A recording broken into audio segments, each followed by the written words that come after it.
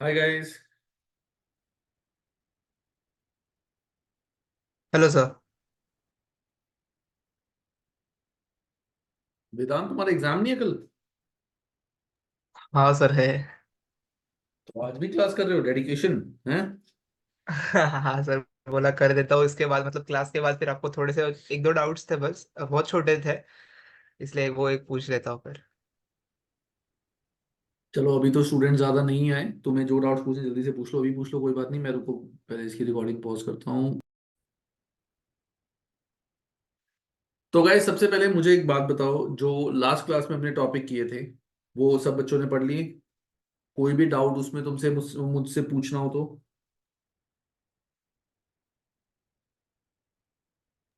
No sir, ऐसा? Activity 2 तक किया है। हाँ, एक्टिविटी टू टू तक ही था हमारा। और मैंने बस जो पुरानी एक्टिविटीज थी वो करने का होमवर्क दिया था। हम्म। ठीक है। ठीक है, इसमें किसी को कोई डाउट? सफा, अक्सा, हर्ष, वेदांत, बाकी और बच्चे भी नहीं आए? नहीं सर, नो डाउट। बस मैंने सर इसका मतलब ये नहीं किया था, कोई बात नहीं, तुम क्वेश्चन अभी सॉल्व नहीं एग्जाम किए थे इस चल रहे चैप्टर हो। के। तुम अभी एग्जाम चल रहे हो वेदांत, तुम्हारा तो एग्जाम है कल। Okay sir, yes. ठीक है ना? मैं तो बल्कि तुम्हें हाँ। रेकमेंड करूंगा, माय रिकमेंडेशन वुड बी कि तुम छोड़ दो अभी ये, कल एग्जाम के बाद पढ़ लेना।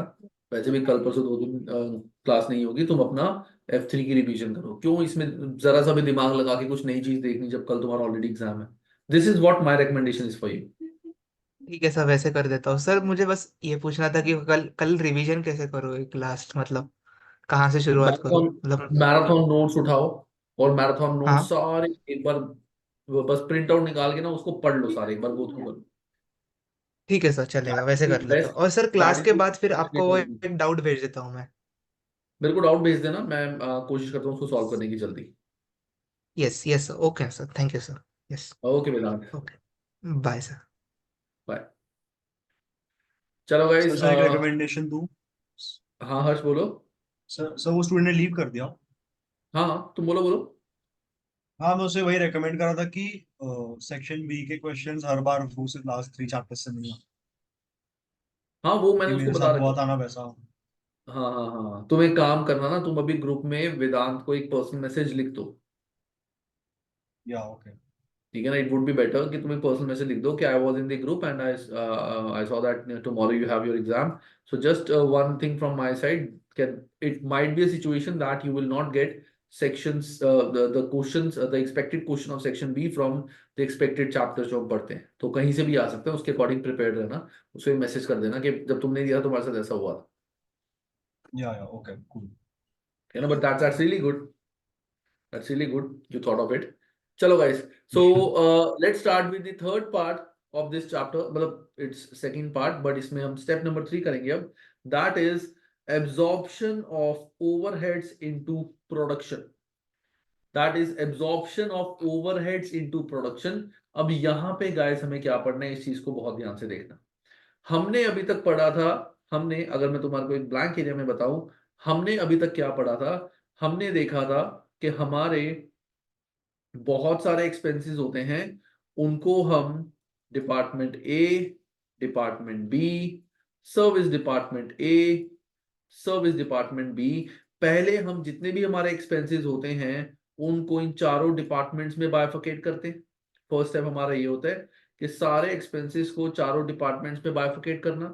वो हमने कर लिया।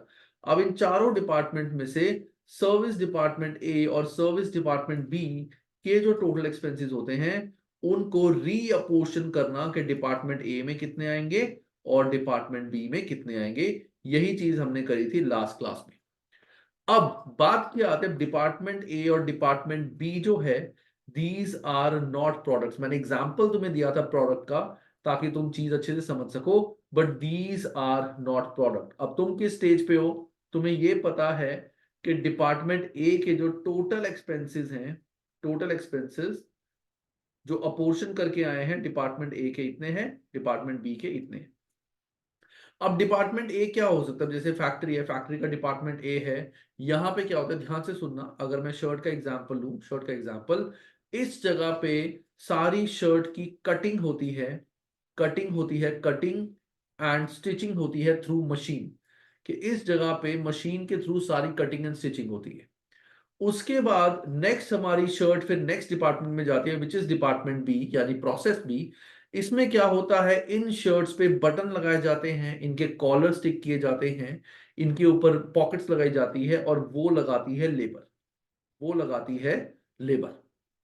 अब हमें ये देखना है कि ये जो खर्चे डिपार्टमेंट ए के टोटल खर्चे आए हैं, इसको हम पर शर्ट कैसे आइडेंटिफाई करें, इन खर्चों को हम पर शर्ट कैसे आइडेंटिफाई करें। तो वो कैसे करेंगे, अब हमें पता है डिपार्टमेंट ए का इतना खर्चा है, मैं तो नहीं बोल सकता टोटल शर्ट कितनी बनी है।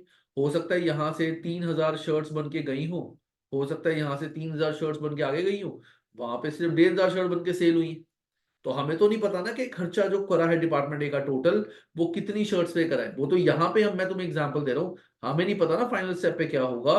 तो उस केस में अब जो हम पढ़ने वाले हैं, that is calculation of cost unit या finding cost unit. Cost unit क्या होता है, cost unit is the basis by which हम इसको यूनिट के अंदर डाल सकते हैं। जैसे मैंने तुम्हें अभी बताया था कि डिपार्टमेंट ए जो है, यहाँ पे सारा मशीन का काम होता है, डिपार्टमेंट ए में सारा मशीन का काम होता है, और डिपार्टमेंट बी है इसमें सारा लेबर का काम होता है। अब तुम कहोगे कि सर ऐसी बात है तो इसमें हम पर शर्ट कैसे निकाल सकते हैं, तो पर शर्ट कैसे निकालेंगे, टोटल खर्चा हमारा इतना हुआ, हमें पता है कि ये जो डिपार्टमेंट है ये डिपार्टमेंट मशीन डिपार्टमेंट है, तो हम ये देख लेंगे कि इस डिपार्टमेंट में टोटल मशीन आवर्स कितने चले थे, कि जो डिपार्टमेंट ए का एक खर्चा है, जैसे एक महीने का खर्चा है, उस एक महीने में टोटल मशीन आवर्स कितने चली है, कितने घंटे मशीन चली है, उससे हमें क्या निकल जाएगा, उससे निकल जाएगा पर मशीन आवर हमारा एक्सपेंस कितना है, हमें निकल जाएगा, हमसे कैलकुलेट हो जाएगा कि एक मशीन आवर के लिए हमारा ओवरहेड का कितना खर्चा है। और उसके बाद हम देखेंगे, हम विल फाइंड वन यूनिट को बनाने में कितने मशीन आवर लगते हैं, कि एक शर्ट को बनाने में मशीन आवर्स कितने लगते हैं, उससे हम निकाल लेंगे पर शर्ट का अपना खर्चा। कैसे, इट इज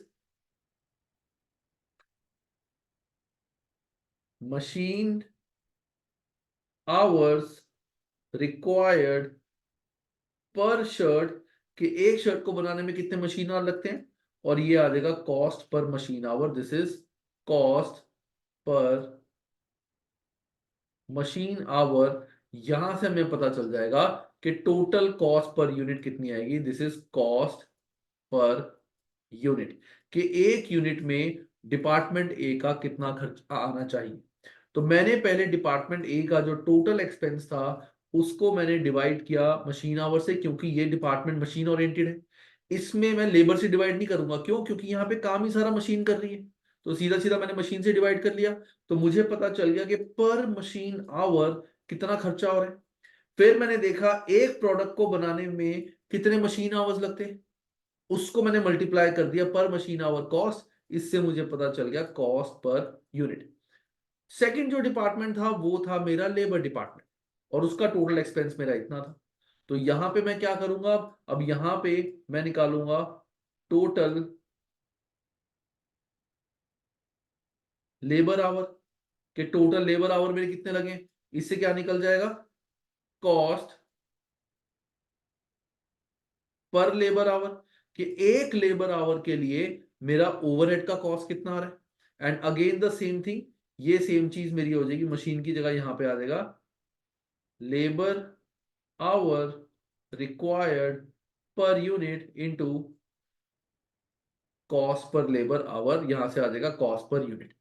इस तरह से हम अपने थर्ड स्टेप पे चलते हैं। हमें देखना है कि हर डिपार्टमेंट के खर्चे के लिए कॉस्ट यूनिट क्या आएगा, किस बेसिस से, किस फिगर से, किस चीज से हम उसको डिवाइड करेंगे। मशीन आवर भी होता है, लेबर आवर भी होता है, हमें क्या पता किससे करना है।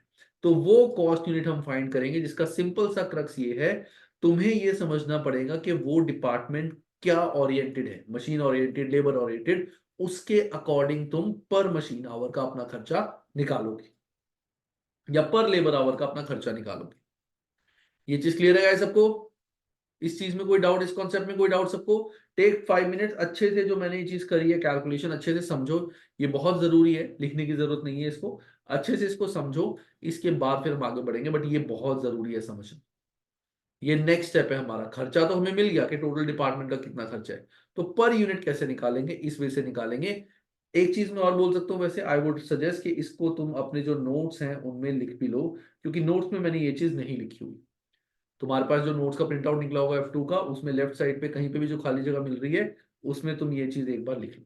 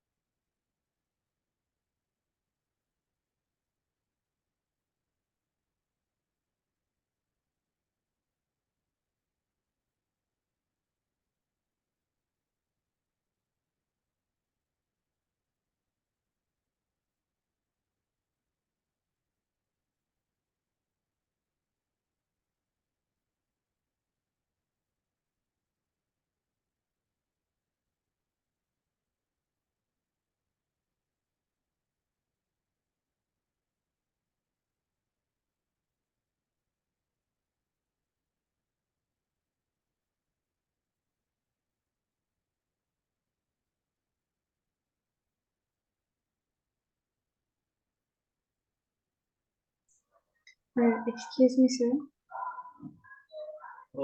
Yes, Ishpreet. For the total labor hours, our cost per labor hour, and then it will be multiplied with what? Sorry, at this part I didn't understand for the labor. Okay, so first of all, you will calculate cost per labor hour, and then you Yeah. will multiply this value with labor hour required per unit. It is labor hour required per unit. कि एक unit को बनाने में कितनी labour लगती है, उसको तो मल्टीप्लाई करोगी कि इतना आवर्स लगे एक यूनिट को बनाने में, और एक लेबर आवर का रेट ये है, उससे तुम्हें पता चल जाएगा कॉस्ट पर यूनिट कितना है। Okay.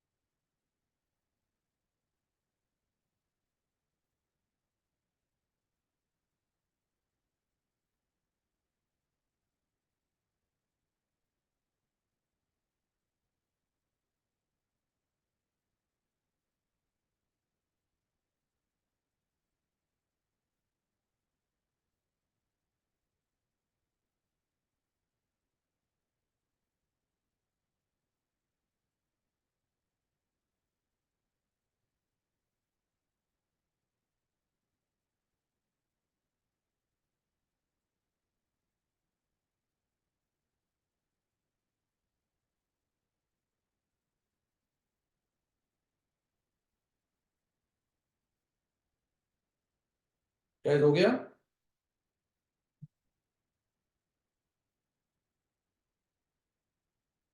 गाइस क्लियर है?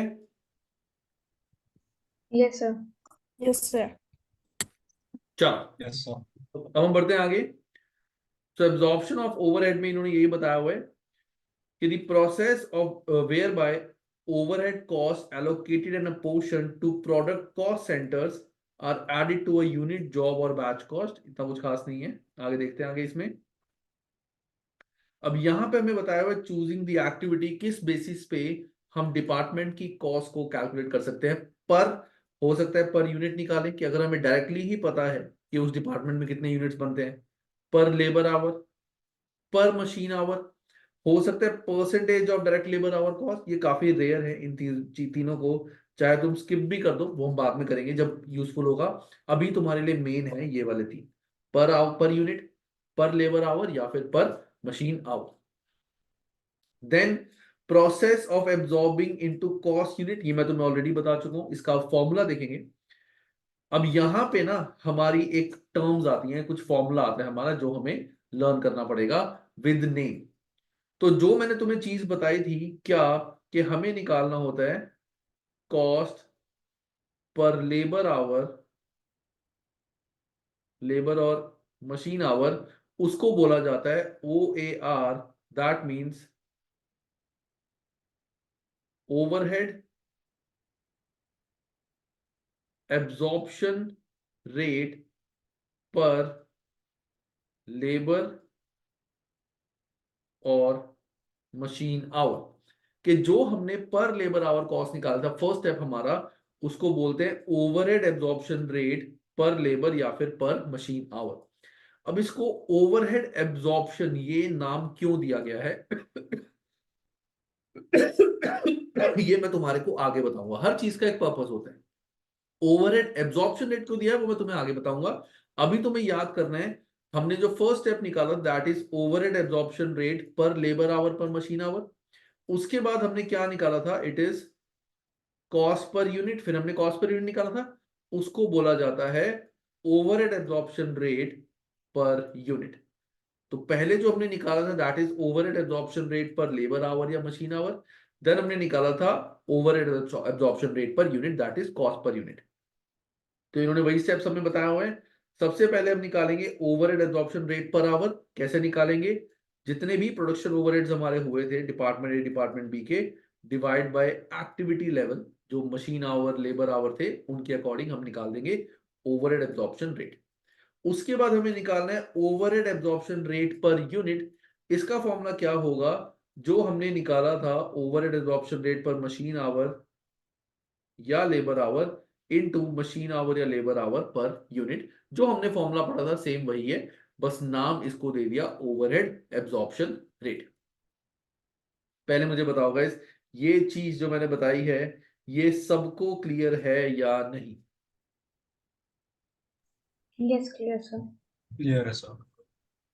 Yes, sir. चलो अब यहाँ पे गाइस ये जो चीज मैंने तुम्हें बताई है मैं तुम्हें बताता हूँ इसको ओवरहेड। चलो पहले क्वेश्चन करते हैं, लेट्स डू अ क्वेश्चन, उसके बाद ही हम करेंगे।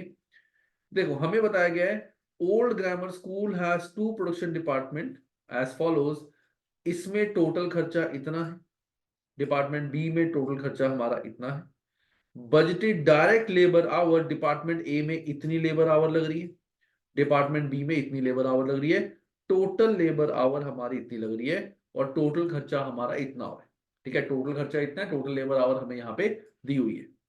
अब यहाँ पे तुम देखो, एक तरीके से तुम ये कह सकते हो कि सर टोटल खर्चा हमारा इतना है, टोटल लेबर आवर इतनी है, तो यहां से भी हमारी पर यूनिट कॉस्ट निकल सकती है ना। यहां से भी हमारा overhead absorption rate per labour our निकल सकता है, बिल्कुल सही। यहां से भी निकल सकता है डिपार्टमेंट ए का अलग और डिपार्टमेंट बी का अलग, कि हम टोटल नहीं देखते, थोड़ा सा ज्यादा प्रिसाइज जाते हैं कि डिपार्टमेंट ए में कितना आएगा, डिपार्टमेंट बी में कितना है।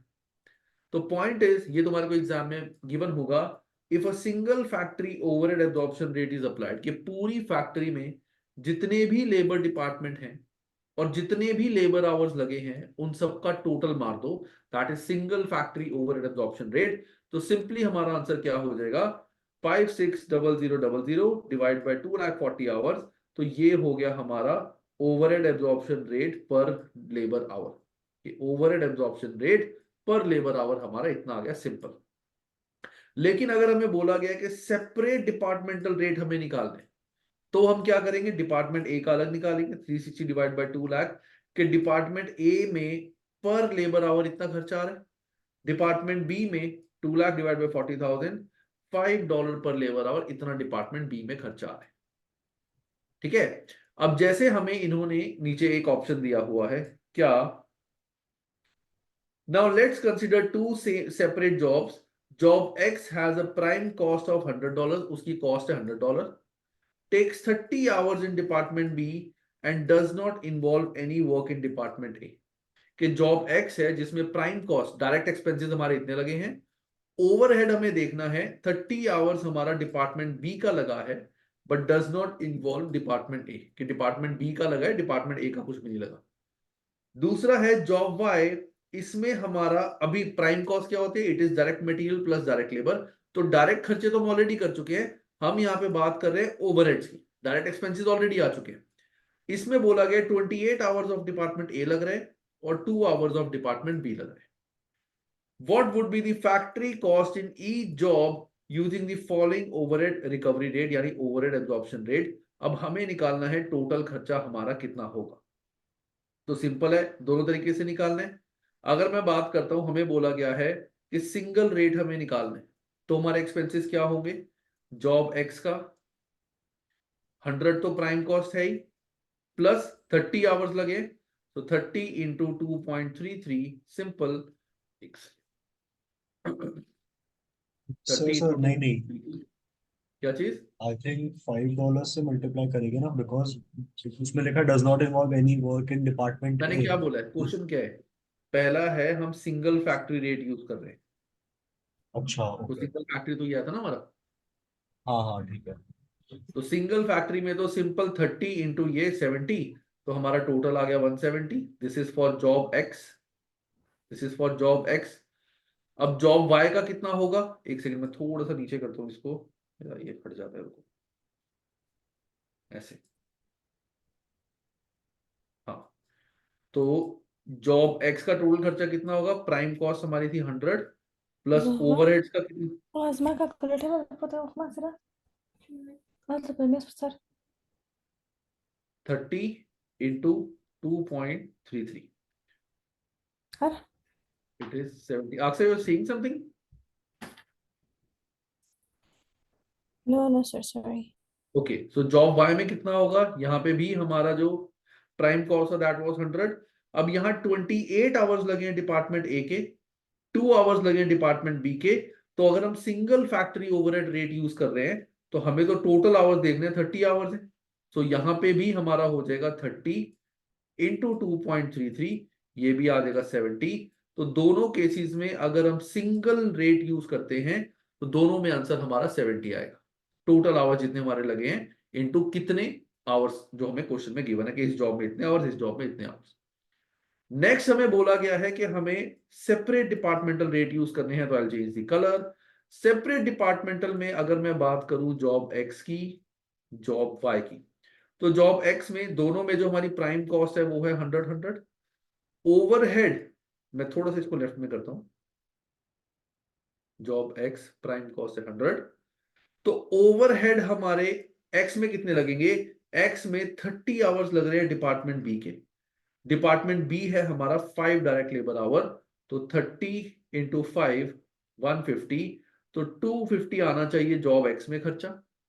और जॉब वाई में अगर हम सेपरेट लेके चल रहे हैं, 28 hours of department A, department A का एब्जॉर्प्शन रेट है 1.80, तो 28 इंटू 1.80, और डिपार्टमेंट बी का है 5 जिसके लग रहे हैं 2 आवर्स, 2 इंटू 5, तो 28 इंटू 1.80, इट इज 50.4 भी आता है, और ये हो गया हमारा 10, ये आ गया 160। सो अगर हम सिंगल रेट यूज करते हैं तो खर्चे दोनों के सेम आ रहे हैं, अगर हम सेपरेट रेट यूज करते हैं, सेपरेट डिपार्टमेंटल रेट, तो दोनों के खर्चे जो हैं वो टोटली अलग आ रहे हैं पर यूनिट या पर जॉब। इस तरह से दोनों में डिफरेंस होता है। बेटर कौन सा है, डेफिनेटली हमें दिख रहा है कि ये वाला बेटर है, बट क्वेश्चन में जो हमें बोला जाएगा, we have to calculate our answers accordingly. इसको देखो, इसको समझो, कोई डाउट है तो गाइस पूछो इसमें।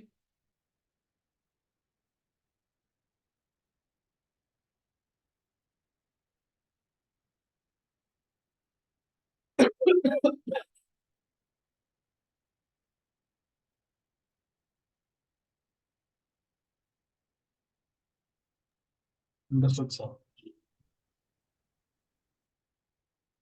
अक्सा, इशप्रीत, सफा, Yes, sir. Yes, sir, clear. Clear. चलो गुड।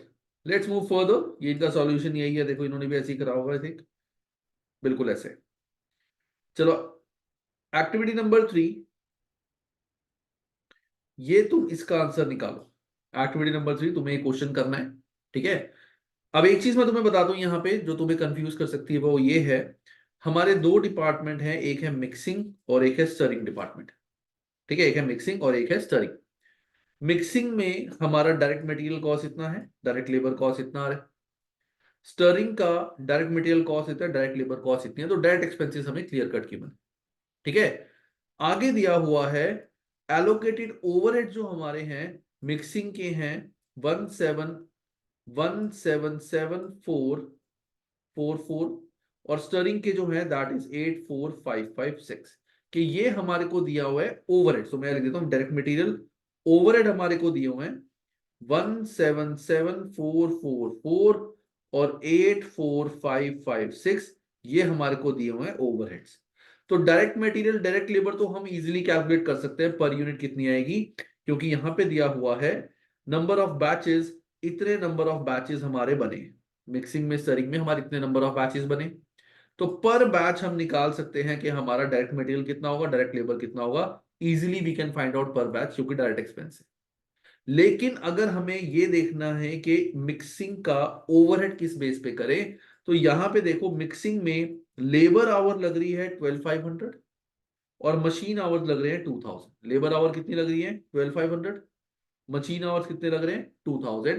तो दैट मीन इससे हमें ये चीज क्लियर है कि mixing is a labour oriented department.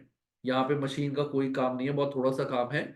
तो मिक्सिंग का जो ओवरहेड एब्जॉर्प्शन रेट होगा that would be on the basis of labour. Same way जब मैंने स्टरिंग डिपार्टमेंट देखा, इसका डायरेक्ट जो लेबर आवर है वो है इतने, मशीन आवर्स इसके ज्यादा है। तो दैट मीन स्टरिंग डिपार्टमेंट ये मशीन का डिपार्टमेंट है, तो इसके जो ओवरहेड एक्सपेंसेस होंगे वो हम पर मशीन आवर निकालेंगे यहां से, ठीक है। अब तुम मुझे इसका आंसर निकाल के दो। मैं नहीं समझ रहा, एक बार वापस से समझाओ ना। हमें अगर ओवरहेड एब्जॉर्प्शन रेट निकालना है तो ओवरहेड एब्जॉर्प्शन रेट पर मशीन आवर निकालें या पर लेबर आवर निकालें, हम कैसे आइडेंटिफाई करेंगे। तो मिक्सिंग डिपार्टमेंट मैंने देखा कि मिक्सिंग डिपार्टमेंट में 12500 लेबर यूज हुई है और मशीन सिर्फ 2000 आवर्स है। So that means mixing department में लेबर का ज्यादा काम होता है। तो अगर मिक्सिंग डिपार्टमेंट सारा लेबर ओरिएंटेड ही है, तो इसके जो हमें ओवरहेड एब्जॉर्प्शन रेट निकालना है, इट वुड ऑलवेज बी पर लेबर आवर। और यहां पे स्टरिंग डिपार्टमेंट जो हमारा है, इसमें हमने देखा कि 4000 है लेबर आवर और 10,000 है machine our. That mean stirring department is machine वाला काम। तो यहां पे जो हम ओवरहेड एब्जॉर्प्शन रेट निकालेंगे दैट विल बी पर मशीन आवर, ठीक है। या ओके, तो फर्स्ट क्वेश्चन का आंसर तो इसी से आपने दे दिया मतलब। मैंने दे दिया बट फिर भी कैलकुलेट करो, नेक्स्ट वाला पार्ट करो। हाँ, सेकंड क्वेश्चन हमें कैलकुलेट करना। Okay sir.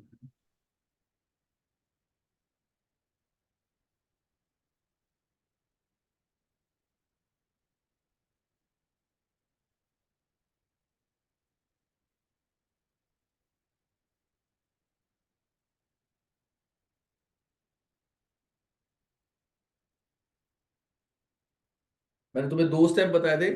पहले हम निकालेंगे ओवरहेड एब्जॉर्प्शन रेट पर मशीन लेबर आवर, देन निकालते हैं overhead absorption rate per unit. यहां पे पर यूनिट की जगह हमें पर बैच निकालना पड़ेगा।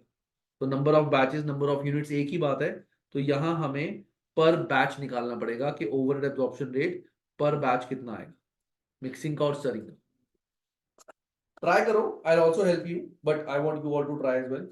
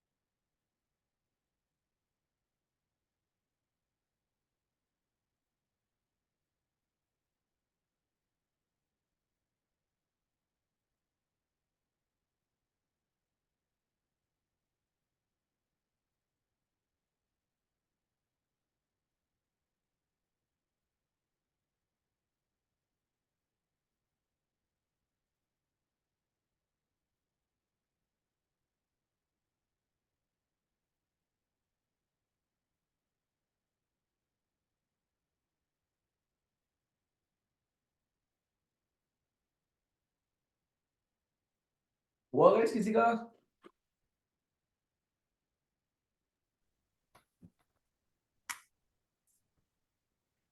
हर्ष, Yes, अक्सर, sir. सफा, हुआ किसी का सवाल? यस। सो Yes, sir. 71 के अराउंड आ रहा है मिक्सिंग डिपार्टमेंट का मिक्सिंग डिपार्टमेंट का 71, ओके, एंड सरिंग डिपार्टमेंट का लिखा हुआ। Steering 33, how much? 33, 8, 22. 33, Yes, per batch. 33.8, 8, 33.8, 22. और इसका आ रहा है हमारा 71 to be very precise, it is 71.8। 9. 70.98। Yes. चलो गाइस, अब मैं दिखाता हूं कि ये आया कैसे। तो मैंने जैसे कि तुम्हें बताया कि मिक्सिंग डिपार्टमेंट जो है वो है मशीन ओरिएंटेड और लेबर ओरिएंटेड। तो यहां से हमने निकाल दिया सबसे पहले कि overhead absorption rate per labour our वो हमारा कितना आ रहा है, इट इज 1777444 डिवाइडेड बाय 12,500। तो ये हमारा आता है 14.19। 0.19. तो 14.19 हमारा आ रहा है overhead absorption rate per labour our.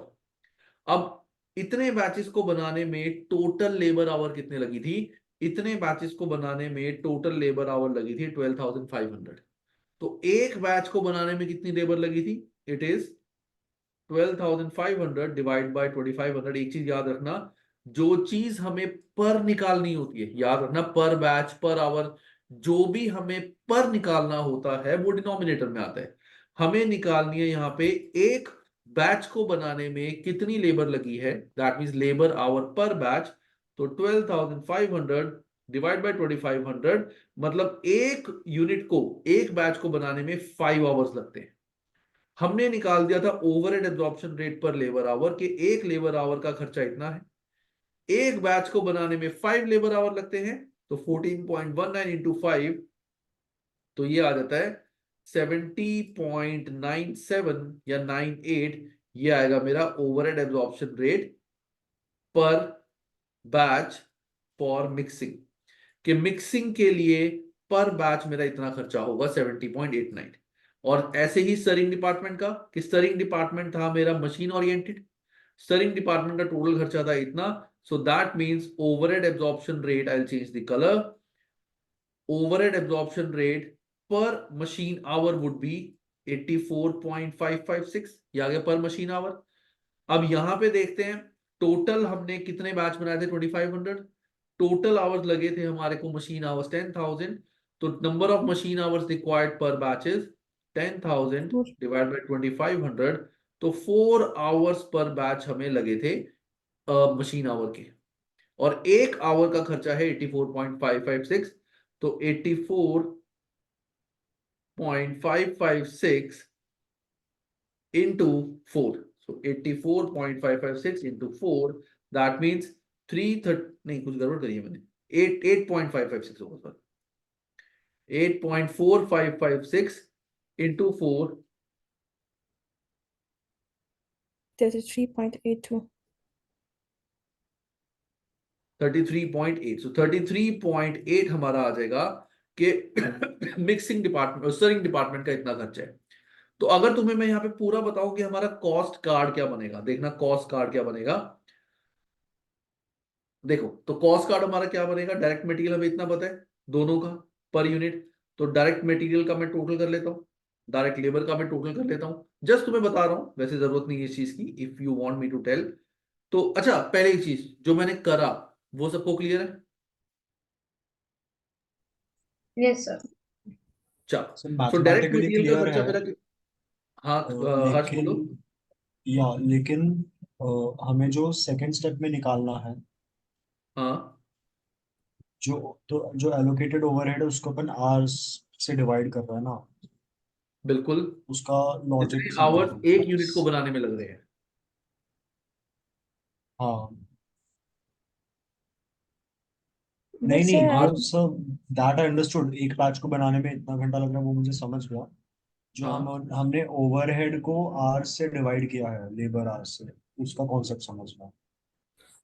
Overhead को लेबर आवर से डिवाइड किया। अच्छा, वो बेसिस है ना कॉस्ट यूनिट। अगर तुम्हें, अब तुम्हें बात बताओ, तुम्हें ये देखना है कि इस बैच में पर बैच मिक्सिंग का कितना खर्चा है, तो ये तो ओवरहेड है। ओवरहेड को तुम डायरेक्टली तो आइडेंटिफाई कर नहीं सकते कि ओवरहेड को इससे डिवाइड कर लो आंसर आ जाएगा। ये तो पॉसिबल ही नहीं है क्योंकि ये ओवरहेड कॉस्ट है। तो ओवरहेड के लिए हमें पहले कुछ बेस निकालना पड़ेगा कि ओवरहेड जो है किस बेसिस पे हम प्रोरेट करें। सो ओवरहेड जो है वो मिक्सिंग के अकॉर्डिंग हम प्रोरेट कर लेंगे, क्योंकि मिक्सिंग में, सॉरी, ओवरहेड जो है वो मिक्सिंग का जो ओवरहेड है वो लेबर के अकॉर्डिंग प्रोरेट करेंगे, क्योंकि ये लेबर डिपार्टमेंट है। स्टरिंग जो है वो मशीन ओरिएंटेड डिपार्टमेंट है, तो उसमें हम मशीन ओरिएंटेड डिवाइड कर लेंगे। ये बेस है, यही हमने कॉस्ट यूनिट पढ़ा था ना पहले। हाँ राइट, अच्छा समझ गया। sir, I यस have आपका। sir, I have directly divided this allocated overhead on its batch 2500 and 2500, and the answer was the same. I've just directly divided it. दोबारा बोलो अक्सर, तुमने क्या किया? Sir, I've took this allocated overhead, the total, and divided it the batch 2500, and the answer was the same, 70.977. Okay, I you didn't said take you, the cost per unit. नहीं नहीं, I tell you answer जो आएगा ना, indirectly answer तुम्हारा यही आएगा। Indirectly you will get the same answer, क्योंकि logic लगाओ। देखो लॉजिक क्या हो रहा है, इट इज 17, देखो 177,444 डिवाइड बाय 12,500 Mhm. इनटू, ये आ गया मेरा overhead absorption rate. Yes, then next क्या होता yes. है, इट इज वो कैंसिल हो जाएगी। 12,500 डिवाइड बाय 2,500। तो अल्टीमेटली नेक्स्ट क्रक्स यही आएगा।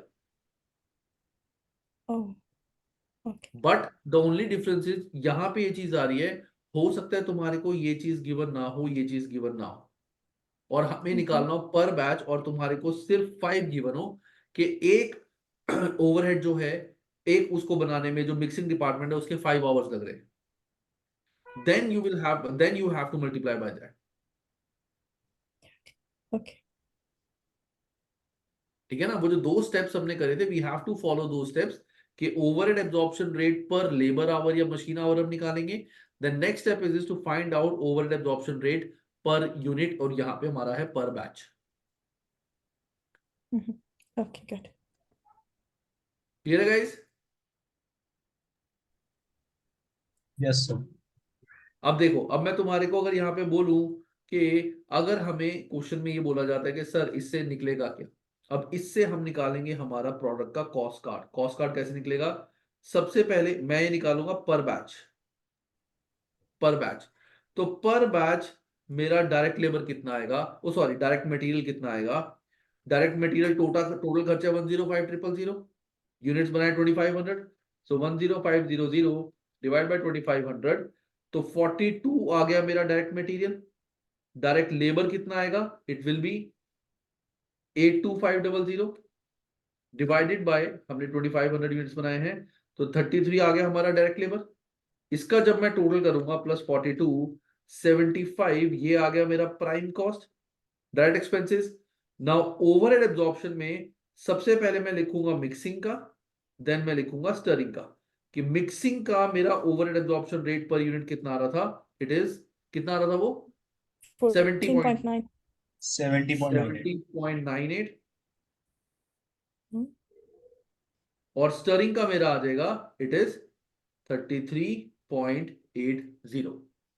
और ऐसे मुझे पता चलेगा कि टोटल कॉस्ट मेरे प्रोडक्ट की पर प्रोडक्ट कितनी आ रही है, कि डायरेक्ट मटेरियल इस पे इतना लग रहा है, डायरेक्ट लेबर इतना लग रहा है, ओवरहेड जो हमने एब्जॉर्ब करे हैं पर यूनिट वो इतने करे। क्लियर है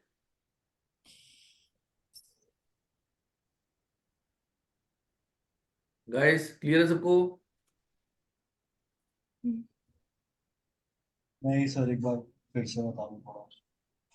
देखो, अगर मैं बोलता हूं कि एक बैच को बनाने में डायरेक्ट मटेरियल कितना लगा है, तो टोटल डायरेक्ट मटेरियल मेरा इतना लगा हुआ है, इन दोनों का सम करके।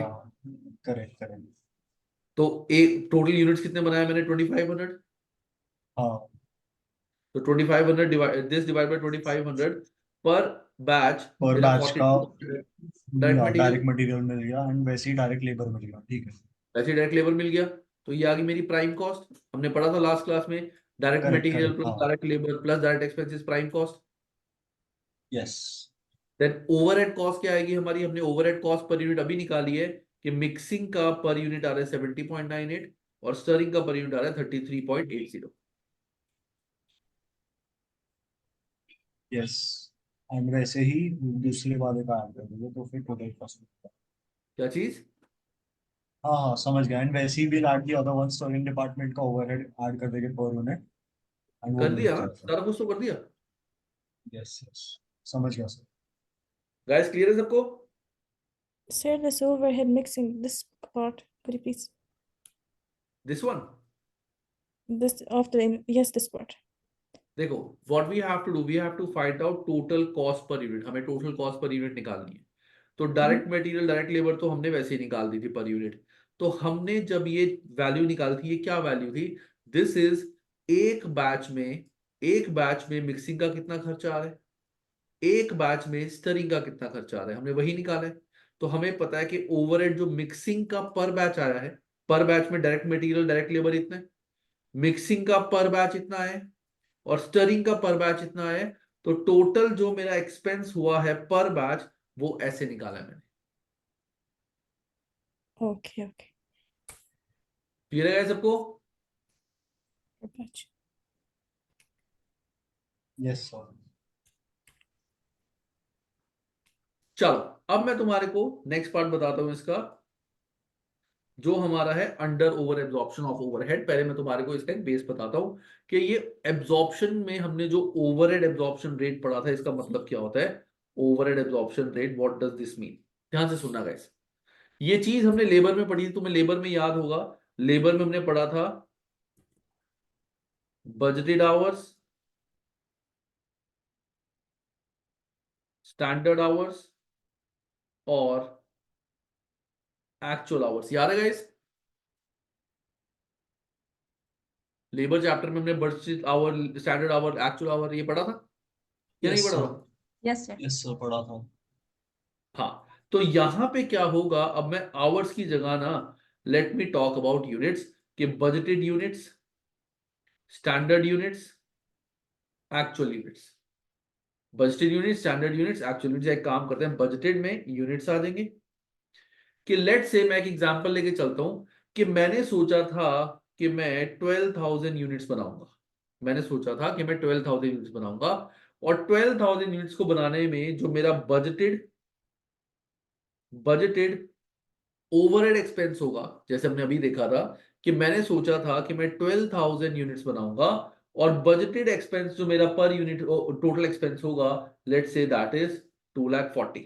मैंने बोला कि मैंने जब बजट बनाया था, हम नॉर्मली हम जो सब्जेक्ट पढ़ रहे हैं कॉस्टिंग, हम कॉस्टिंग पढ़ रहे हैं, ये एक पूरा साल है। This is starting, this is ending. हम अभी यहां खड़े, याद रखना हम सारे यहां खड़े, वी आर स्टैंडिंग हियर। हम अगले साल की प्लानिंग कर रहे हैं, हम बजटिंग कर रहे हैं। तो बजटिंग स्टेज पे हम खड़े हैं, हमने सोचा था कि हम 12,000 यूनिट्स बनाएंगे। टोटल ओवरहेड जो हमने अपने अकॉर्डिंग प्रीवियस ईयर जो हमने काम किया था उसको बेस मान के हमने देखा कि टोटल ओवरहेड का खर्चा हमारा इतना आएगा। तो यहां से overhead absorption rate per unit हमारा आ जाएगा विच इज 20, कि 20 मेरा आ गया overhead absorption rate per unit, कि पर यूनिट इतना ओवरहेड जो है वो मैं एब्जॉर्ब करूंगा। मतलब मैं अपनी बुक्स में लिखूंगा, जब हम अगले साल की बजटिंग करेंगे हम लिखेंगे ना कि डायरेक्ट मटेरियल हमारा इतना था, डायरेक्ट लेबर हमारा इतना था, ओवरहेड एब्जॉर्प्शन इतना था, वो सारा लिखेंगे ना। तो ये मेरे बजटेड थे। बजटेड के अकॉर्डिंग क्या हुआ, फिर मैंने देखा कि मैंने एक्चुअली जो यूनिट्स बनाए वो बनाए 15,000। मैंने जो यूनिट्स बनाए वो बनाए मैंने कितने, 15,000। अब जब पूरा साल खत्म हो जाएगा, ध्यान से सुनना, जब पूरा साल खत्म हो गया मैंने देखा कि मैंने 15,000 यूनिट्स बनाए हैं और अभी मेरे पास मेरी कॉस्टिंग की फाइनल फिगर्स नहीं है। मेरी जो कॉस्टिंग थी उसकी फाइनल फिगर्स मेरे पास नहीं आई, या फिर मुझे यहीं पे पता चल गया साल के बीच में कि यहां पे मैं 15,000 यूनिट्स बना दूंगा। तो दैट मीन्स मैंने देखा कि अब मैं यहां खड़ा हूं कि मैंने देखा या मैंने बजट किया था कि मैं बनाऊंगा 12,000, बट एक्चुअली मेरे बन जाएंगे 15,000 यूनिट्स। तो 15,000 यूनिट्स अगर मैं बनाऊंगा, इनको बनाने में मेरा ओवरहेड कितना आना चाहिए? तो it should be into 20। That means मेरा टोटल खर्चा 3 लाख आना चाहिए। कि मैंने सोचा था एक यूनिट को बनाने में इतना ओवरहेड का खर्चा आता है बजटेड, मैंने बनाए हैं टोटल 15,000 यूनिट्स, तो इनको बनाने में मेरा टोटल इतना खर्चा आना चाहिए, इतना खर्चा मेरा आना चाहिए। और लेट से मेरा जो एक्चुअल खर्चा आ गया वो आ गया 3,40,000। ये सेम कॉन्सेप्ट हमने लेबर में पढ़ा था और मैंने बताया था ये बहुत ज्यादा इंपॉर्टेंट है, आगे काफी यूज होगा। वहां पे थे आवर्स, यहाँ पे आ गए यूनिट्स। कि मैंने सोचा था मैं इतने यूनिट्स बनाऊंगा, टोटल खर्चा होगा मेरा इतना, तो पर प्रोडक्ट मेरा इतना ओवरहेड खर्चा होगा। जब मैंने देखा कि मैंने इस साल 15,000 यूनिट्स बना दिए हैं, तो मैं उसके अकॉर्डिंग मैं देखूंगा कि 3 लाख का मेरा टोटल खर्चा होगा। मतलब बहुत ध्यान से सुनना गाइस जो मैं बताने जा रहा हूं। मतलब जब मैं अपना प्रॉफिट एंड लॉस बजटेड बनाऊंगा, जब मैं बजटेड प्रॉफिट एंड लॉस बनाऊंगा, वहां पे मैं अपना ओवरहेड का जो एक्सपेंस लिखूंगा वो कितना लिखूंगा? 3 लाख बुक्स में। अगर क्योंकि हम जब प्रॉफिट एंड लॉस, मैंने बताया था ना, हम प्लानिंग कर रहे हैं, बजटिंग कर रहे हैं, तो बजटेड पे जो प्रॉफिट एंड लॉस में मैं पूरा बनाऊंगा, direct material, direct labour, overhead expenses में कितने लिखूंगा? 3 लाख, क्योंकि मैंने यूनिट्स कितने बनाए थे? 1500, तो सॉरी 15,000। यहां तक जो मैंने बताया गया ये क्लियर है सबको? हाँ सर, हमने स्टैंडर्ड लिखा है बेसिकली। हम Yes. स्टैंडर्ड लिखेंगे, Yes. मतलब जो हमने बजटेड सोचा था उसके अकॉर्डिंग हमारा इतना खर्चा आएगा। हमने सोचा था कि हमारा एक यूनिट को बनाने में इतना खर्चा होता है, हमने 15,000 यूनिट्स बना देने हैं, तो हम अपनी बुक्स बना देंगे, पूरी एक फोरकास्टिंग कर लेंगे कि हमारा इतना खर्चा होगा। प्रॉफिट एंड लॉस में हमने इतना खर्चा लिख दिया। एक्चुअल खर्चा हमारा हुआ 3,40,000। एक्चुअल खर्चा हमारा हुआ 3,40,000, मतलब खर्चा हुआ था ज्यादा, खर्चा हुआ था हमारा ज्यादा, लिखा हमने कम। खर्चा एक्चुअली हुआ था ज्यादा, लिखा हमने कम, मतलब हमने अंडर एब्जॉर्ब करे हैं अपने फिक्स्ड एक्सपेंस, ओवरहेड एक्सपेंस। कि एब्जॉर्ब मतलब मैंने खर्चा लिखा कितना है, एब्जॉर्ब कितना करा है, करना कितना था, मतलब मैंने खर्चा अंडर एब्जॉर्ब करा है। वैसे ही अगर यहां पे 340 की जगह एक्चुअल एक्सपेंस मेरे होते 280, तो मैं ये कहता, मैंने अपनी बजटेड में लिख दिया था कि 3 लाख का मेरा खर्चा होगा, जबकि एक्चुअली हुआ 280। मैंने ओवर एब्जॉर्ब कर लिए अपने एक्सपेंसेस, मैंने ओवर एब्जॉर्ब कर लिए अपने ओवरहेड एक्सपेंसेस। तो ये होता है अंडर एब्जॉर्प्शन और ओवर एब्जॉर्प्शन। कि हमने जितने यूनिट्स हमने एक्चुअली बनाए हैं, जितने यूनिट्स हमने एक्चुअली बनाए हैं, उनके अकॉर्डिंग हमारा कितना खर्चा बनता है वो हम लिख देंगे अपनी बुक्स में। और इसका फॉर्मूला क्या होगा, अगर मैं बुक्स वाला फॉर्मूला बताऊं, that is actual units into overhead absorption rate per unit. ये हम बुक्स में रिकॉर्ड करेंगे, ये हम बुक्स में रिकॉर्ड करेंगे कि एक्चुअल यूनिट जो हमने बनाए थे into overhead absorption rate per unit, ये हम बुक्स में रिकॉर्ड करेंगे। और इसको कंपेयर करेंगे हम एक्चुअल से, इसको कंपेयर करेंगे हमारे एक्चुअल खर्चे से। ठीक है गाइस? Yes, sir. ये कॉन्सेप्ट सबको क्लियर आया? Overhead absorption, under absorption. फिर मैं तुम्हें इसका फॉर्मूला बताता हूं प्रॉपर। Yes, sir. इसको हम बोलते हैं budgeted expense on actual units. के इस एक्चुअल यूनिट्स को बनाने में हमारे बजटेड एक्सपेंस हमारे अकॉर्डिंग कितना आना चाहिए। अक्सा, इशप्रीत, हर्ष, क्लियर है ये? Yes, sir, it's clear. जी सर लेकिन यहाँ पे या तो हर्ष, उल्टा लिखा हुआ है। जो आपने ओवर एब्जॉर्प्शन बताया वो उन्होंने अंडर एब्जॉर्प्शन में लिखा है, जो अंडर बताया वो ओवर में लिखा वो हुआ है। बताऊंगा, वो बताऊंगा अभी, वो एक्चुअली फॉर्मूला अलग है। अभी मैं इसको इससे कंपेयर कर रहा हूँ, बुक्स में इसको इससे कंपेयर किया हो। अच्छा, ठीक है। ठीक है ना, वो मैं बाकी तो ठीक बताऊंगा है, जो थोड़ी देर आपने में। समझाया वो समझ गया। समझने की बात है, समझ आ गया ना? Yes yes. चलो, सो अब हमारा फॉर्मूला क्या बनेगा कि ओवर एब्जॉर्प्शन और अंडर एब्जॉर्प्शन का हमारा फॉर्मूला क्या बनेगा? तो हम, जो मेरा नोट्स में भी फॉर्मूला है वो क्या है, it will B actual expenses minus budgeted expenses on actual output जो मैंने तुम्हारे को एग्जांपल दिया मैं ऊपर लिख देता हूं। अच्छा चलो, ये तो मैंने करा ही दिए। तो budgeted expenses for actual output ये कैसे आया? ऐसे, actual units into overhead absorption rate per unit, इस तरह से आया था हमारा budgeted expenses on actual output. अब जो हमारा आंसर आएगा, अब मैं तुम्हें फिगर्स के साथ लिंक करता हूं। अगर मेरा एक्चुअली खर्चा था 3 लाख और जो बजटेड आया था वो आया था 340, पहले लॉजिक समझेंगे। एक लॉजिक समझ लिया फिर फॉर्मूला लर्न हो जाएगा। हमने बुक्स में लिख दिया 340, हमने बुक्स में लिख दिया 340, जबकि एक्चुअली हुआ है 3 लाख। तो मुझे बताओ हमने ओवर एब्जॉर्ब किया है अंडर एब्जॉर्ब? हमारा एक्चुअली खर्चा है 3 लाख, हमने बुक्स में लिख दिया 340, Over absorb. Over absorption. Over absorb. Perfect. Yes. That means अगर ये फिगर हमारी नेगेटिव आ रही है तो वो ओवर एब्जॉर्प्शन हो जाएगी, और अगर ये फिगर हमारी पॉजिटिव आ रही है, पॉजिटिव का मतलब क्या है कि एक्चुअल खर्चा ज्यादा था, लिखा कम। अगर ये था मेरा 4 लाख, एक्चुअल खर्चा ज्यादा था, लिखा कम, तो मेरी फिगर आएगी पॉजिटिव, तो वो आ जाएगा अंडर एब्जॉर्प्शन। तो हमारा जो फॉर्मूला बना वो बना actual expense minus budgeted expense on actual output. अगर ये फिगर हमारी आई पॉजिटिव और अगर ये फिगर हमारी आई negative.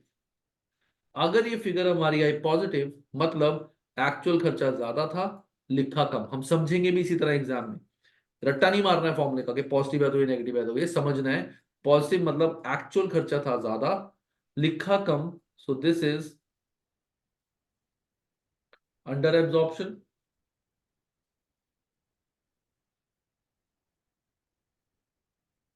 It is under absorption.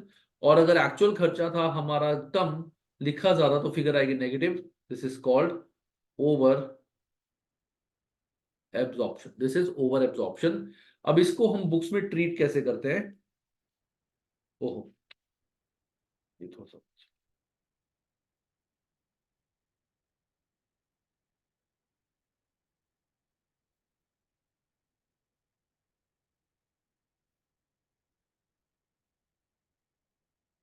ये वैसे नोट्स में भी लिखा हुआ है, एक सेकेंड, नोट्स में भी लिखा हुआ है actual expense minus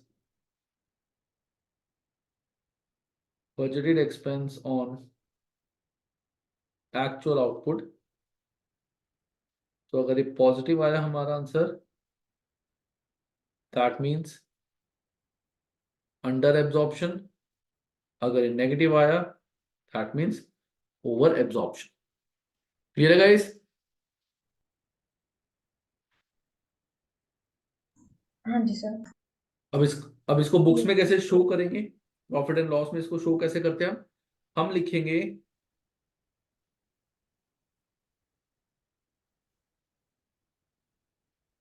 budgeted expense on actual output. जब हम प्रॉफिट एंड लॉस अकाउंट बनाएंगे वहां पे हम लिखेंगे budgeted expense on actual output, जिसको टर्म दिया जाता है एब्जॉर्ब्ड ओवरहेड्स। एब्जॉर्ब्ड ओवरहेड मतलब हमने बुक्स में जो एब्जॉर्ब किए थे खर्चे वो किए थे इतने। हमने बुक्स में एब्जॉर्ब जो किए थे खर्चे वो करे थे इतने, क्योंकि हम बजट बना रहे थे। बजट के अकॉर्डिंग हमें लग रहा था इतने खर्चे होंगे, वही हमने प्रॉफिट एंड लॉस में लिख दिए। अगर हमने अंडर एब्जॉर्ब किया था तो ऐड कर देंगे हम यहां पे अंडर एब्जॉर्प्शन। अगर अंडर एब्जॉर्प्शन था तो हम ऐड कर देंगे, क्योंकि हमें तो हमेशा एक्चुअल खर्चे लिखने ना कि एक्चुअल कितने हुए। तो एक्चुअल खर्चे जो होंगे हमारे, अगर हमने अंडर एब्जॉर्ब किए थे तो हम यहाँ पे ऐड कर देंगे, और लेस कर देंगे हम ओवर एब्जॉर्प्शन। कि एक्चुअल खर्चे हमारे हुए थे कम, लिख दिए ज्यादा, तो हमने ओवर एब्जॉर्ब कर लिए थे, वो हम यहाँ से माइनस कर देंगे। जब हम बुक्स बनाते हैं, जब हम बजट बनाएंगे तो बजट में एक कॉलम तो एब्जॉर्ब का कर लेंगे इसका, और एक लाइन हम खाली छोड़ देते हैं कि अगर हमने कम एब्जॉर्ब किए थे तो खर्चे तो भैया एक्चुअली ज्यादा हुए थे, तो थोड़ा जो डिफरेंस था उसको ऐड करना। और अगर हमारे खर्चे कम ज्यादा हमने बुक्स में लिख दिए थे जबकि एक्चुअल खर्चे कम थे, तो उस लाइन में हम लिख देंगे कि ये हमने गलती से खर्चे ज्यादा लिख दिए जबकि वो खर्चे कम थे, तो हम यहां से कर देंगे माइनस। इसको देखो गाइस, सारे समझो, फिर एक छोटा सा क्वेश्चन दे दो करने के लिए।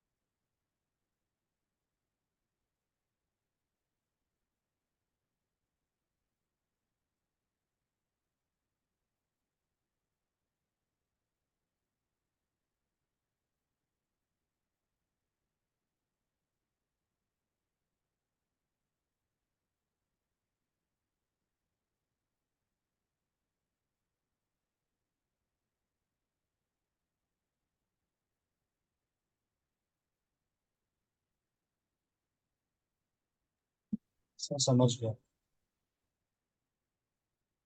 ओके, तो एक काम करो, फटाफट से इस एक्टिविटी नंबर 4 का आंसर दो।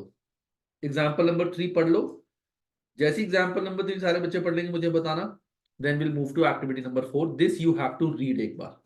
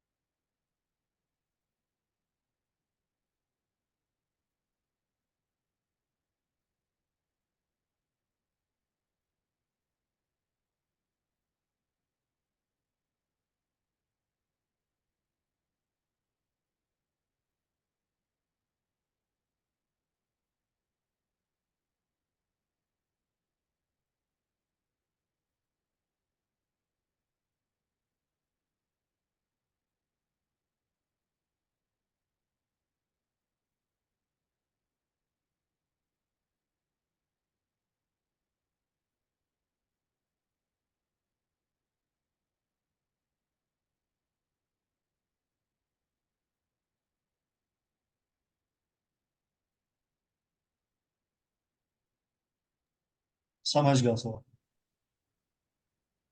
ये बाकी स्टूडेंट्स बताओ please.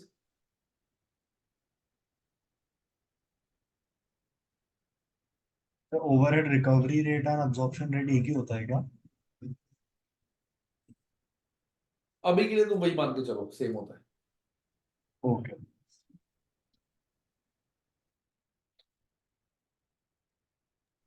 Simple, clear, sir.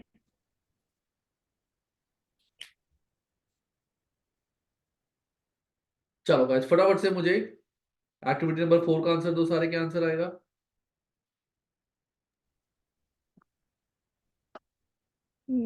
It's हाँ, it's under absorbed by 3,875.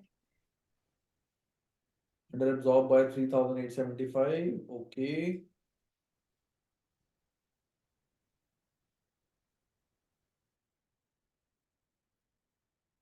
बाकी के स्टूडेंट्स भी बताओ।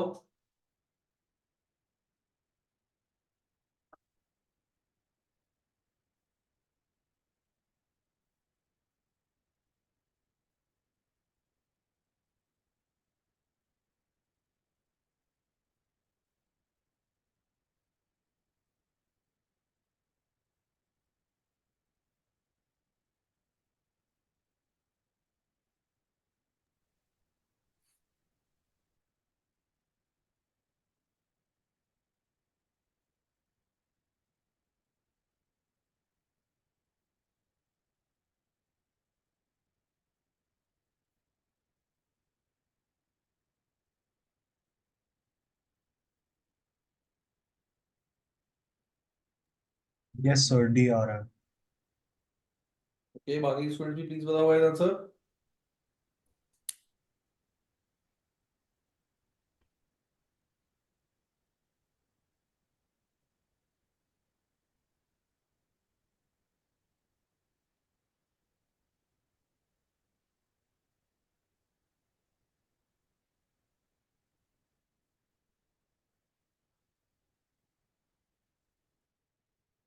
D, sir.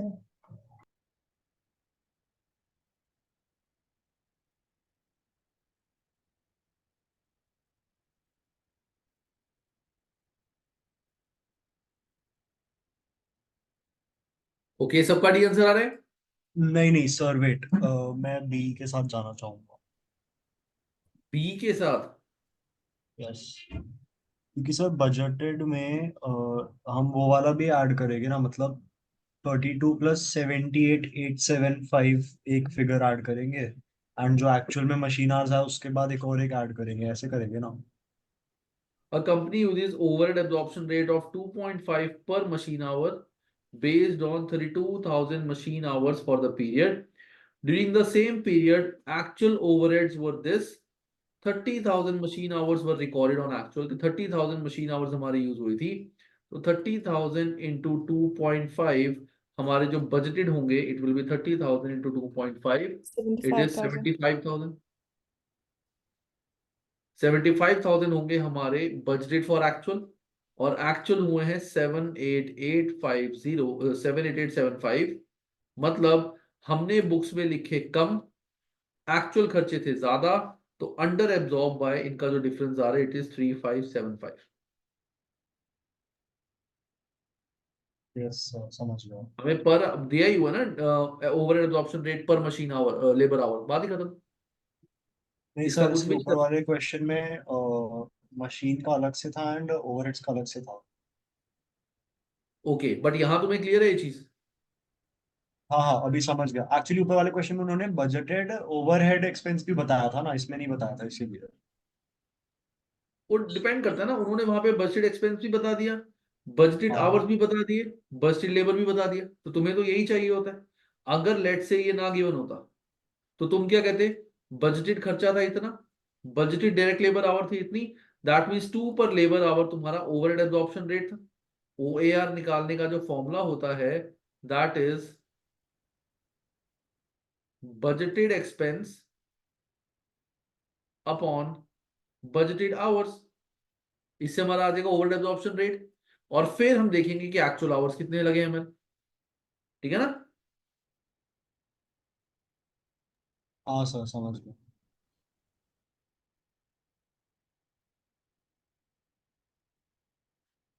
में कुछ खास नहीं है, ये वैसे नहीं पूछा जाता। एक काम करते हैं, आज का थोड़ा सा हैवी मुझे लग रहा है, I am giving you 10 minutes break अभी। ठीक है, 10 मिनट्स का ब्रेक ले लो सारे। ठीक है, ये करने के बाद तुम्हारे उसके बाद फिर मैं जो छोटे छोटे कॉन्सेप्ट है वो कराऊंगा। इसमें एक मेजर कॉन्सेप्ट है जो हमारा नेक्स्ट क्लास में कवर होगा। ठीक है, अच्छे से इसको पढ़ो, और अच्छे से अभी थोड़ा सा 10 मिनट का ब्रेक ले लो। जो तुमने ओवरहेड एब्जॉर्प्शन रेट वगैरह पढ़ा है, थोड़ा सा उसको अच्छे से लर्न कर लो। जो नोट्स है मेरे, over under absorption over absorption, उसको अच्छे से पढ़ लेना। मैंने नोट्स में लिखा हुआ है ओवर एब्जॉर्प्शन पर यूनिट कैसे निकालते हैं, वो सारा मैंने नोट्स में बताया हुआ है, उसको अच्छे से पढ़ लो एक। चलो, अभी हुआ है 8:55, 9:05 तक ब्रेक है, then we will move to the next part.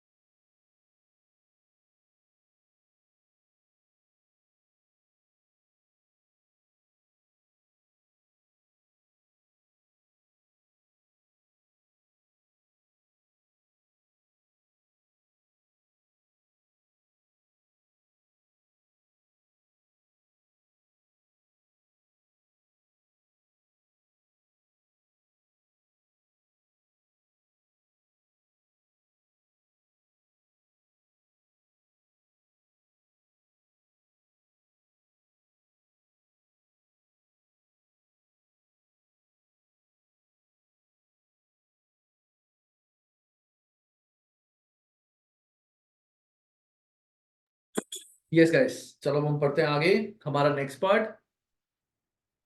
All are with me. छोटा सा पार्ट करेंगे, मैं तुम्हारे को ज्यादा हेक्टिक नहीं बनाऊंगा, मतलब इन द सेंस ज्यादा हेक्टिक तुम्हारे लिए नहीं करूंगा आज।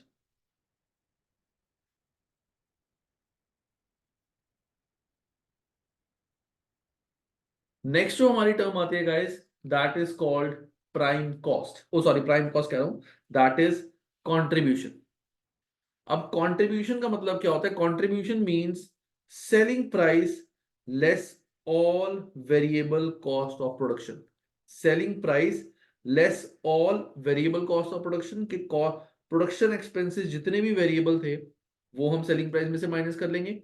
जितने भी non production cost the variable, मतलब ऑल वेरिएबल कॉस्ट, चाहे प्रोडक्शन चाहे नॉन प्रोडक्शन, वो मैंने सेलिंग प्राइस में से माइनस कर दिए। इसमें जो मेरी फिगर आती है that is called contribution. So contribution क्या होता है? Selling price minus all variable cost. अब मैं तुम्हें को बता दूं, जो कॉस्ट होती है ना, कॉस्ट दो टाइप से होती है गाइस।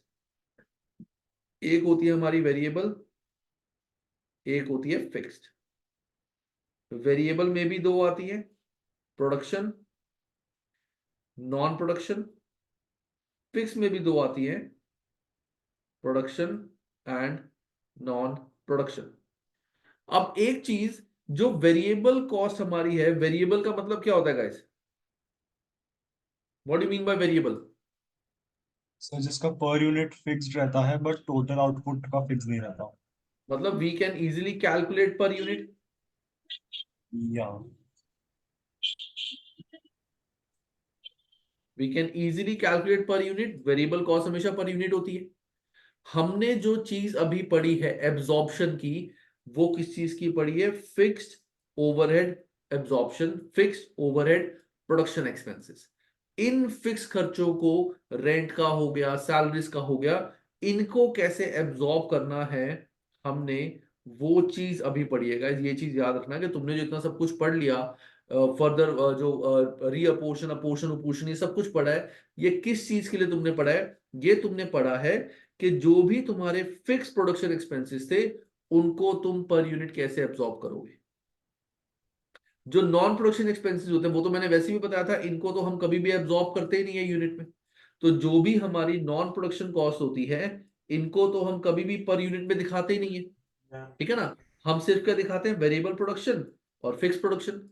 वेरिएबल प्रोडक्शन हमारी पर यूनिट वैसे ही गिवन होती है। फिक्स प्रोडक्शन पर यूनिट कैसे निकालनी है? वो जो हम एब्जॉर्ब करते हैं, जो हमने पढ़ा था, वो चीज is fix production overhead. Clear है गाइस ये?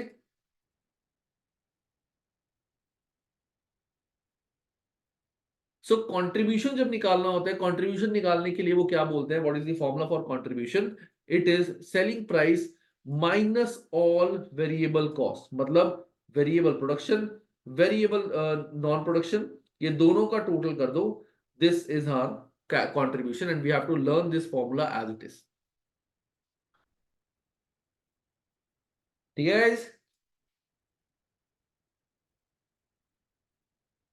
सर कंट्रीब्यूशन का फॉर्मूला अगेन एक बार बोलना, कैसे बोला? कंट्रीब्यूशन का फॉर्मूला होता है, अगर मैं तुम्हें सिंपल सा फॉर्मूला बताऊं, contribution is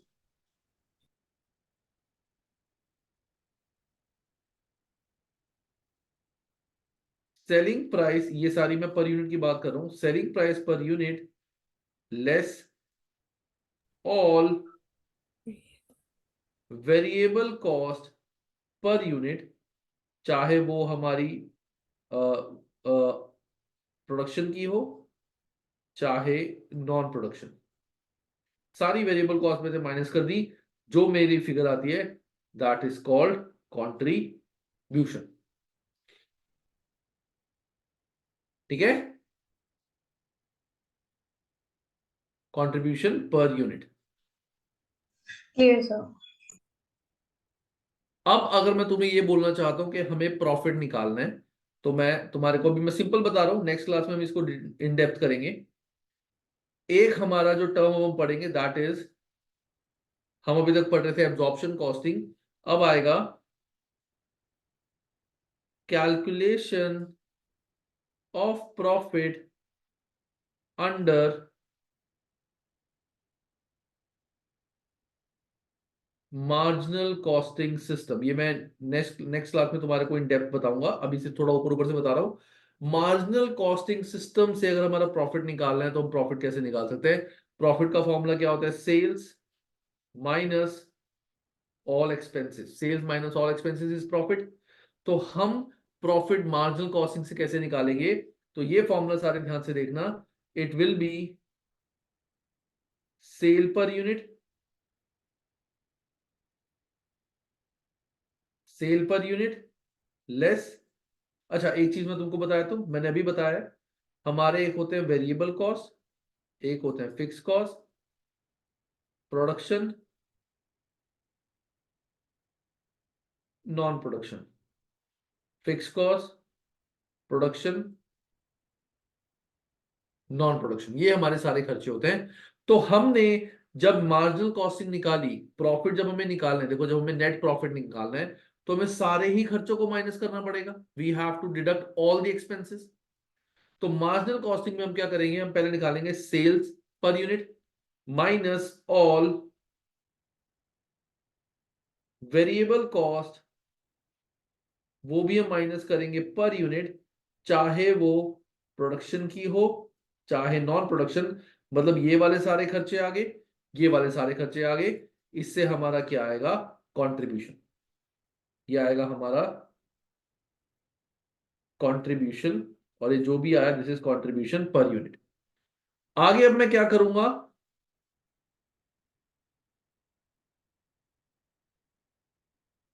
contribution per unit into units sold, जितने मैंने यूनिट सेल किए हैं, जितने मैंने यूनिट सेल किए हैं उसमें मेरा कंट्रीब्यूशन कितना है, वो मैं कंट्रीब्यूशन निकाल लूंगा। कंट्रीब्यूशन इनटू यूनिट सोल्ड, जितने मैंने यूनिट सेल किए थे उसमें कंट्रीब्यूशन कितना था, minus all fixed expense, production और नॉन प्रोडक्शन। मैंने यहाँ पे गलत बता दिया, सॉरी। वेरिएबल कॉस्ट जो मैंने यहाँ पे लिखी है, मैंने वेरिएबल कॉस्ट ये वाली भी कर ली, ये वाली भी कर ली, जब मैं अपना कंट्रीब्यूशन निकाल रहा था। अब कंट्रीब्यूशन निकालने के बाद मैंने सारे फिक्स खर्चे, चाहे प्रोडक्शन के चाहे नॉन प्रोडक्शन, वो मैंने पूरे पूरे मैंने यहां से माइनस कर, this is not per unit, contribution for unit sold, जितनी यूनिट्स मैंने सेल की थी उस पर कंट्रीब्यूशन कितना है, माइनस ऑल फिक्स एक्सपेंस, चाहे प्रोडक्शन चाहे नॉन प्रोडक्शन, और जो मेरी फिगर आई ये आया मेरा प्रॉफिट। तो मार्जिनल कॉस्टिंग सिस्टम हमें क्या बोलता है कि हमें कोई भी फिक्स्ड एक्सपेंस को, जो बेसिकली हमारे फिक्स्ड एक्सपेंस होते हैं प्रोडक्शन वाले, हमें पर यूनिट निकालना होता है। हमने पूरा चैप्टर पढ़ लिया कि फिक्स्ड एक्सपेंस पर यूनिट कैसे निकाल सकते हैं। मार्जिनल कॉस्टिंग वाले कहते हैं कि हम इतना दिमाग लगाते ही नहीं है, हमने नहीं सोचना। हम सिंपल प्रॉफिट कैसे निकालेंगे? हम निकालेंगे जितने यूनिट्स हमने सेल करे, पर यूनिट क्या सेल प्राइस था, माइनस कर दिए सारे वेरिएबल कॉस्ट जो हम पर यूनिट इजीली निकाल सकते हैं। हमें कुछ एब्जॉर्ब नहीं करने फिक्स खर्चे, कंट्रीब्यूशन पर यूनिट आ गया। तो जितने यूनिट्स हमने सेल किए हैं इनटू कंट्रीब्यूशन पर यूनिट, ये आ गया टोटल पैसे हमने कितने कमाए, जिसमें से वेरिएबल कॉस्ट माइनस कर दी, और माइनस कर दिए जितने भी फिक्स एक्सपेंस मेरे हुए थे एक्चुअल वाले, जितने भी फिक्स एक्सपेंस मेरे एक्चुअली हुए थे वो टोटल यहां से माइनस कर दिए, ये आ गया हमारा प्रॉफिट। इन्होंने बोला हम कोई भी फिक्स एक्सपेंस प्रोडक्शन वाले एब्जॉर्ब नहीं करते, इतना दिमाग नहीं लगाते। This is how marginal costing system works. इसको भी हम डिटेल में करेंगे, इसको भी हम डिटेल में करेंगे। तुम्हें सिर्फ अभी इतना ही याद करना है जो मैंने तुम्हें यहाँ पे बताया हुआ है। ये शायद मैंने नोट्स में भी नहीं लिखा हुआ, या आई थिंक मैंने नोट्स में भी नहीं लिखा हुआ, नहीं लिखा हुआ है, इनडायरेक्टली लिखा हुआ है मैंने नोट्स में, जो नीचे दोनों चार्ट्स बनाए हैं।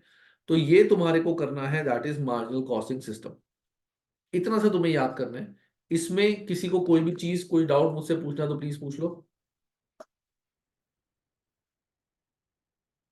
No sir, understood. Okay.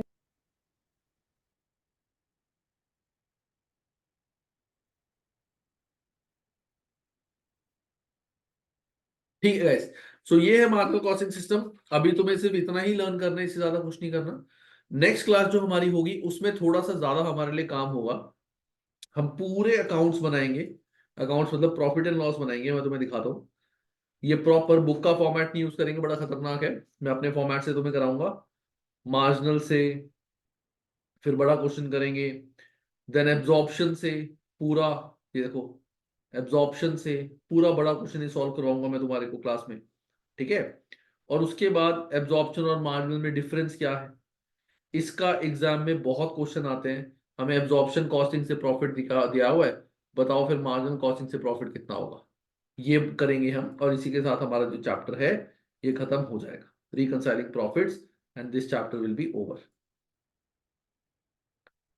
बस इतना ही है गाइस, ठीक है। देखिए छोटा बड़ा लग रहा है बट इतना बड़ा है नहीं। फॉर्मेट्स हम पढ़ लेंगे, फिर कुछ खास नहीं है। नेक्स्ट क्लास में हम ये करेंगे और इस चैप्टर को क्लोज करेंगे।